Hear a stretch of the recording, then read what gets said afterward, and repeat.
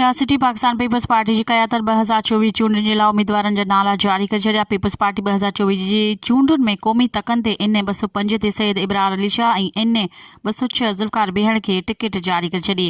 जीअं त peoples party 2024 जी चूंडुनि में सूबाई सीटुनि ते उम्मीदवारनि जी लिस्ट जारी करे छॾी आहे। PS 32 ते Syed Sarfaraz Hussain Shah, PS 33 Syed Hasan Ali Shah, PS 34 Mumtaz Ali Chandio, PS 35 Ziaul Hussain Lanjar खे टिकट जारी करे नाला फाइनल कया विया आहिनि।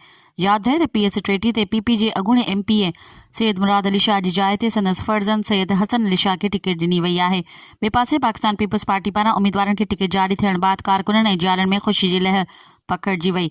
जियालनि पारां ख़ुशीअ में मिठाई विरहाई वई ऐं जीए भुट्टो, जीए अवाम ऐं जीए बिलावल भुट्टो थींदो वज़ीर आज़म जा नारा हंया विया। मज़ीद ख़बरनि ऐं तफ़सीलात लाइ विज़िट कयो असांजी वेबसाइट www.awamiNewsHD.com ऐं ॾिसंदा रहो अवामी न्यूज़ HD।